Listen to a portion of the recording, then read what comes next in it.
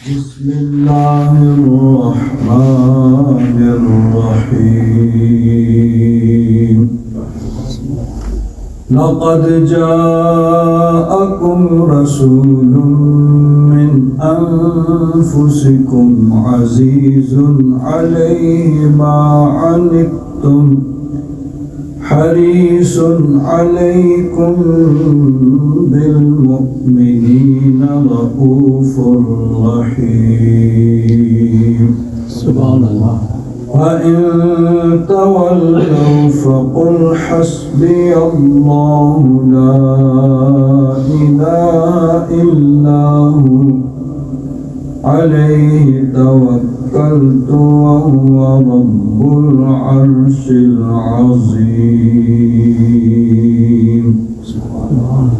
آمنت بالله صدق الله مولانا العظيم وبلغنا رسوله النبي الأمين الكريم ونحن على ذلك لمن الشاهدين والشاكرين والحمد لله رب العالمين. إن الله وملائكته يصلون على النبي يا أيها الذين آمنوا صلوا عليه وسلموا تسليما. اللهم صل على سيدنا مولانا محمد وعلى آل سيدنا مولانا محمد وبارك وسلم صلاة وسلاما عليك يا سيدي يا رسول الله وعلى آلك وأصحابك يا سيدي يا حبيب الله. بلغ العلا بكماله كشف الدجى بجماله حسنت جميع خصاله صلوا عليه وآله. يا صاحب الجمال ويا سيد البشر من وجهك المنير لقد نور القمر لا يمكن الثناء كما كان حقه بعد الخدا بزرگ توئی قصہ مختصر. حضرات محترم، تفسیر نور الامین کے حوالے سے سورہ فاتحہ شریف کی تفسیر کا موضوع چل رہا ہے. اس کے اندر جہاں اور بہت سی علمی بحثیں ہیں، ایک بڑی اہم بحث، کیونکہ فاتحہ شریف کی تفسیر ہے تو فاتحہ خلف الامام کی بھی ہے، یعنی امام کے ساتھ جب آدمی نماز پڑھ رہا ہے تو کیا وہ بھی امام کے پیچھے سورہ فاتحہ پڑھے گا یا نہیں. اب یہ بہت سے جو فقہا کے درمیان اختلافی مسائل ہیں، ان میں سے ایک اختلافی مسئلہ یہ بھی ہے کہ جب آدمی باجماعت نماز پڑھتا ہے تو کیا مقتدی امام کے پیچھے پڑھے گا. سورت بعد میں جو پڑھی جاتی ہے وہ تو ظاہر بات ہے کہ اس میں اتفاق ہے کہ وہ نہیں پڑھے گا. فاتحہ شریف کے بارے میں اختلاف ہے. بعض ائمہ فقہا نے یہ کہا کہ مقتدی بہرحال امام کے پیچھے فاتحہ پڑھے گا۔ بعض نے یہ کہا کہ نہیں، جن میں امام اونچی آواز سے قرات کرتا ہے، مثلا مغرب، عشاء، فجر، جمعہ، ان میں تو نہیں پڑھے گا۔ جب امام اونچی آواز سے قرات کرتا ہے ظہر اثر، ان میں پڑھ لے گا۔ حضرت امام اعظم ابو حنیفہ رحمۃ اللہ تعالیٰ نے آپ کی تحقیق یہ ہے کہ مقتدی بہرحال امام کے پیچھے قرات نہیں کرے گا، چاہے امام اونچی آواز سے قرات کر رہا ہو، چاہے آہستہ قرات کر رہا ہو، مقتدی خاموش ہوئے۔ اگر تو امام اونچی آواز سے قرات کر رہا ہے تو سنے گا، اور اگر امام آہستہ قرات کرتا ہے جیسے ظہر اثر ہے تو پھر بھی بہرحال مقتدی خاموشی سے کھڑا ہوگا۔ مثلا اللہ اکبر کہہ کے نماز شروع کی جاتی ہے تو ثنا پڑھی جاتی ہے، ثنا سب پڑھیں گے، امام بھی مقتدی بھی، سبحانک اللہم و بحمدک و تبارک اسمک و تعالی جدک و لا الہ غیرک، اتنا پڑھنے کے بعد مقتدی خاموش ہو جائیں گے۔ امام اعوذ باللہ اور بسم اللہ آہستہ پڑھنے کے بعد پھر آگے الحمد شریف اور اس کے بعد کوئی سورت یا سورت کا جز پڑھتا ہے۔ ظہر اثر میں آہستہ قرات کی جاتی ہے، اور مغرب، عشاء، فجر، عیدین، جمعہ میں اونچی آواز سے قرات کی جاتی ہے۔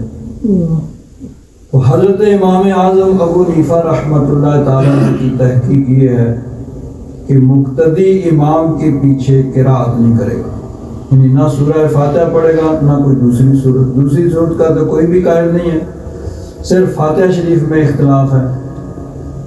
اور یاد رکھیں کہ جتنے یہ فروعی اختلاف ہیں ان کے بارے میں احناف کا بلکہ تمام ائمہ کا اصول کیا ہے؟ قولنا صواب یحتمل الخطا۔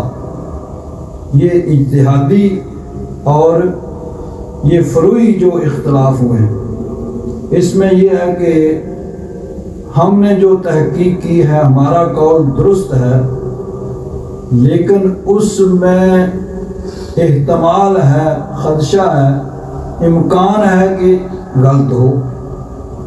وَقَوْلُ الْغَيْرِ خَطَأٌ يَحْتَمِلُ الصَّوَابَ۔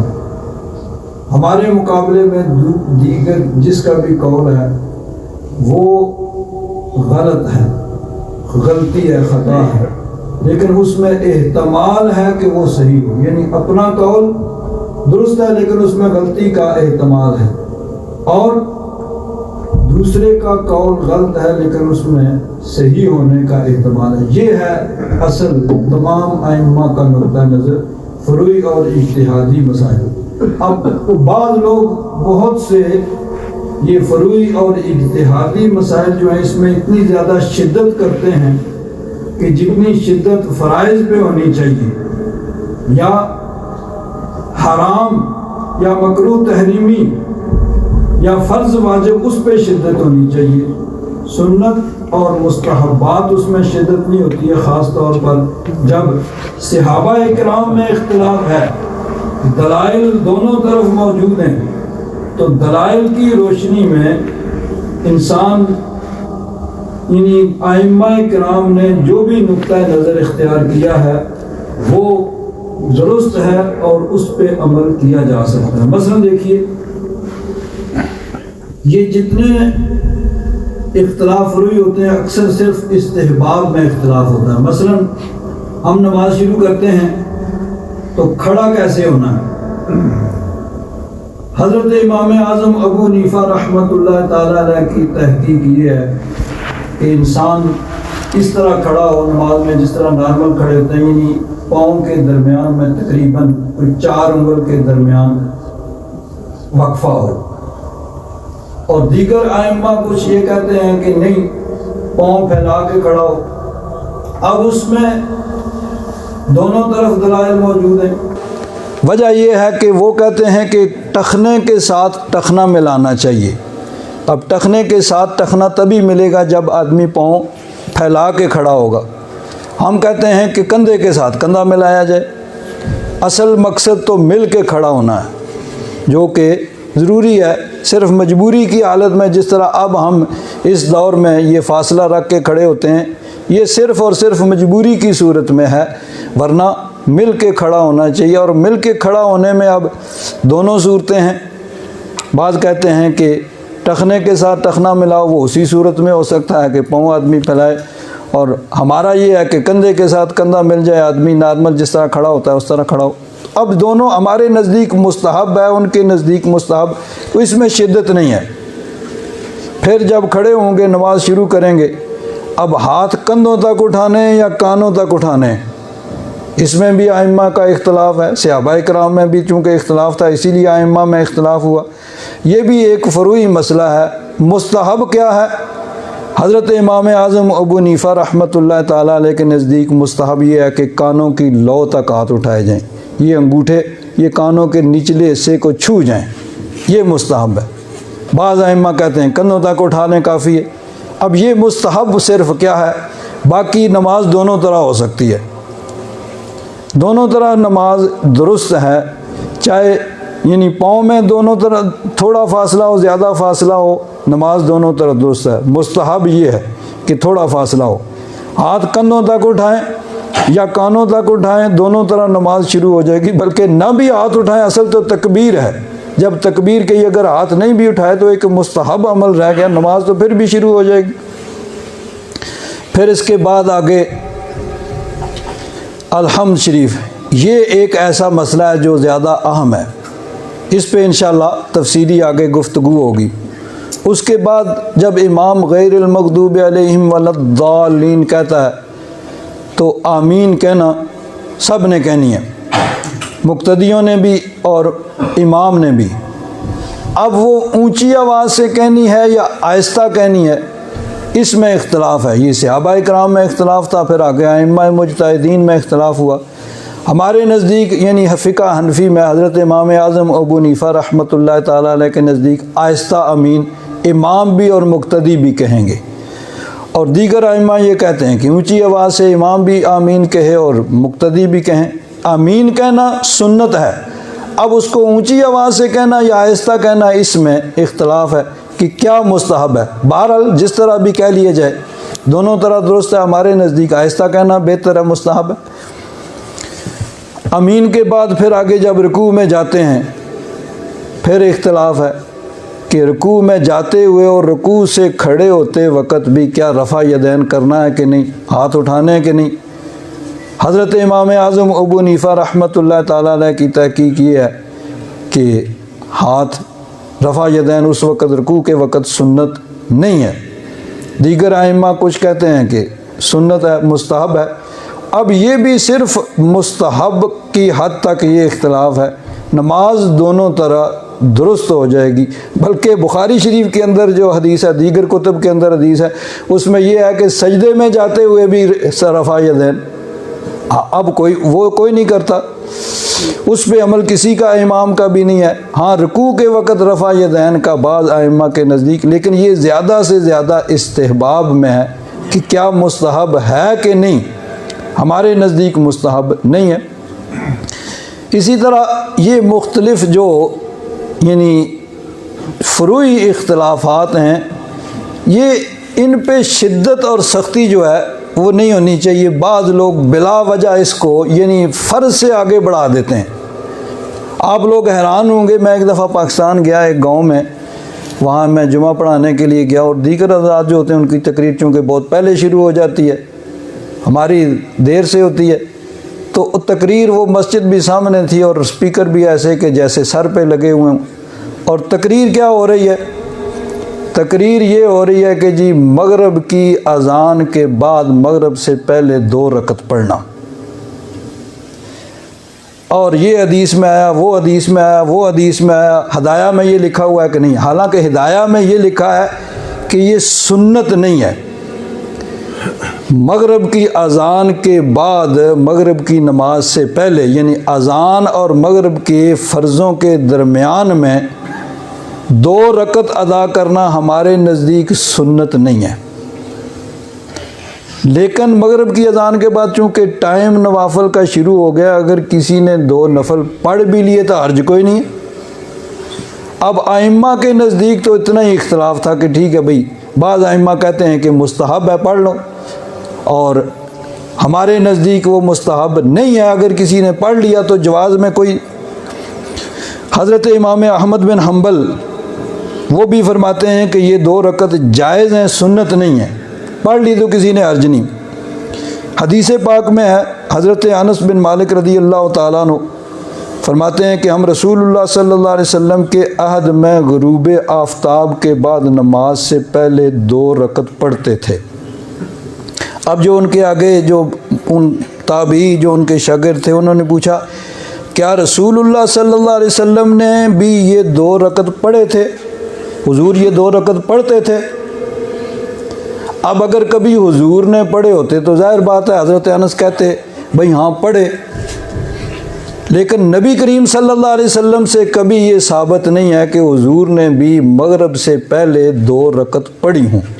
تو حضرت انس نے کیا کہا، جواب کیا دیا؟ پوچھا تو یہ کہ کیا حضور پڑھتے تھے؟ انہوں نے کہا ہمیں حضور پڑھتے دیکھتے تھے، نہ کبھی منع کیا نہ کبھی حکم دیا، یعنی حکم بھی نہیں دیا اور منع بھی نہیں کیا۔ تو اب یہ ایک مستحب عمل ہے، لیکن اس پہ اتنا زور کہ لٹھ لے کے آدمی اس کے پیچھے پڑ جائے بھئی، جو نہیں پڑھتا ہے، اور جمعہ کی ساری تقریر اسی موضوع پہ ہو کہ ہدایہ میں یہ لکھا ہوا ہے فلاں حدیث میں۔ اب یہ جتنی حدیثیں ہیں صحابہ اکرام پڑھتے تھے، اور علماء نے اس کی توجیہ یہ کی ہے کہ مغرب کی جب اذان ہوتی تھی تو نبی کریم صلی اللہ علیہ وسلم اپنے حجرہ مبارکہ سے اذان کے کچھ دیر بعد تشریف لاتے تھے، بھئی نمازی جو اذان کی آواز سن کے آتے ہیں سب جمع ہو جائیں۔ تو اتنی دیر میں بعض صحابہ کرام 2 رکعت نفل پڑھ لیتے تھے، بعض ذکر میں مشغول رہتے تھے اور بعض 2 رکعت نفل پڑھ لیتے تھے، بس بات تو اتنی ہے۔ تو اب اگر کوئی پڑھ لے تو کوئی حرج نہیں، تو ہمارے نزدیک سنت نہیں ہے، مستحب نہیں ہے، جائز ہے، کوئی پڑھ لے تو حرج نہیں، لیکن یہ یعنی ایسی بات نہیں ہے کہ جس پہ جھگڑا ہو۔ تو اب ایسے فروعی اختلافات میں جب شدت کی جائے گی تو پھر اسی سے آگے اختلاف بڑھتا ہے، اور مختلف فرقے جو ہیں وہ اختلاف بڑھتے بڑھتے بن جاتے ہیں۔ اور یاد رکھیں کہ احادیث مبارکہ حق ہیں، لیکن ان کو سمجھنے کے لیے فقہا کی فقاہت چاہیے، ان کی عقل اور سمجھ چاہیے۔ ان لوگوں نے سمجھا ہے، ایک بہت بڑے محدث ہیں، انہوں نے فرمایا کہ ہم جو حدیثیں جمع کرنے والے ہیں، ہماری حیثیت تو ایک پنساری کی ہے کہ جس کے پاس دکان ہے جڑی بوٹیوں کی، اس نے رکھی ہوئی ہیں جڑی بوٹیاں، کوئی آتا ہے خریدتا ہے۔ اب ان بوٹیوں کی کیا خاصیت ہے اور وہ کہاں کہاں استعمال ہوں گی، یہ تو یعنی حکیم جانتے ہیں۔ تو وہ کہتے ہیں یہ تو فقہا کا کام ہے، فقہا جانتے ہیں کہ حدیثوں کو کہاں کہاں کیسے کیسے ان پہ عمل کرنا ہے۔ تو فقہائے کرام نے احادیث مبارکہ کو، اب دیکھیے بعض لوگ جو زیادہ ان چیزوں پہ زور دیتے ہیں، وہ کیا کہتے ہیں کہ چھوٹا اگر بچہ ناسمجھ ہو تو ناسمجھ بچہ بھی امامت کر سکتا ہے، وہ امام بن سکتا ہے۔ اور دلیل کیا ہے؟ دلیل ہے بخاری شریف کی حدیث۔ بخاری شریف کی حدیث ہے، ایک صحابی ہے حضرت عمر بن سلمہ، وہ فرماتے ہیں کہ ہمارا قبیلہ ایک چشمے پہ تھا۔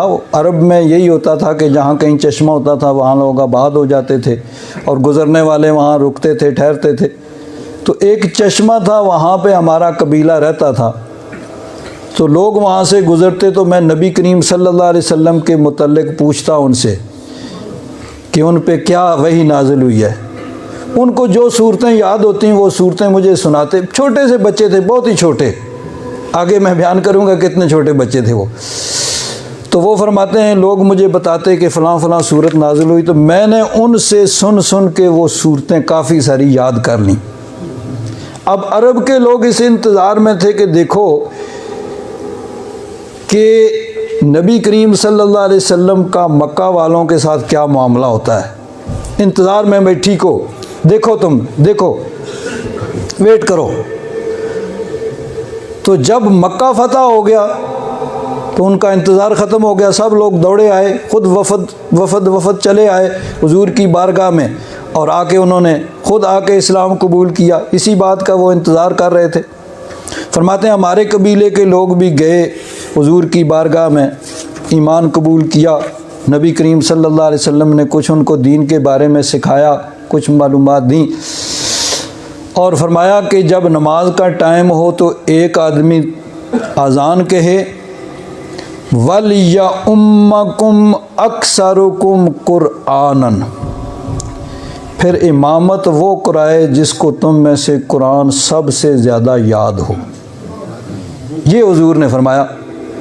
اب وہ چونکہ پہلی دفعہ حضور کی بارگاہ میں آئے تھے، اتنا تو انہوں نے سن لیا کہ جس کو قرآن سب سے زیادہ یاد ہو وہ امامت کرے۔ اب جب آئے اپنے قبیلے میں، نماز کا وقت ہوا، بھئی کس کو سب سے زیادہ قرآن پاک یاد ہے؟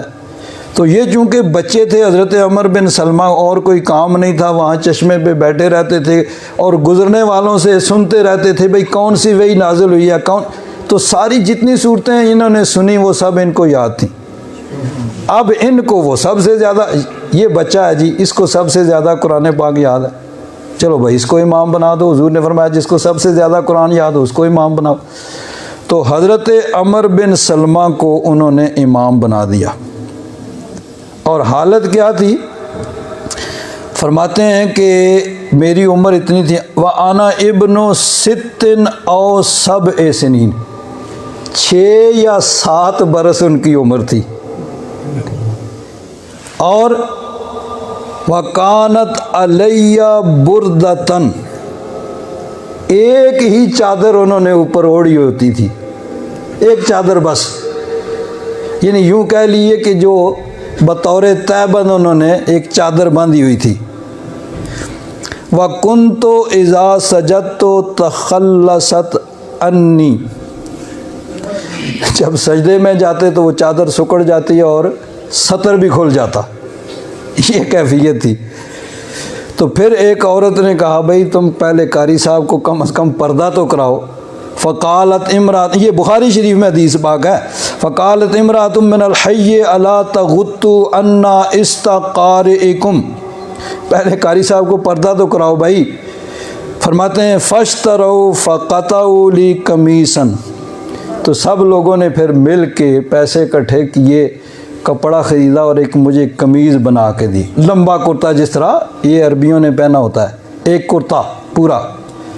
فرماتے ہیں فما فرحت بشیء فرحی بذالک القمیص، اس قمیض سے مجھے اتنی خوشی ہوئی کہ جتنی کبھی نہیں ہوئی۔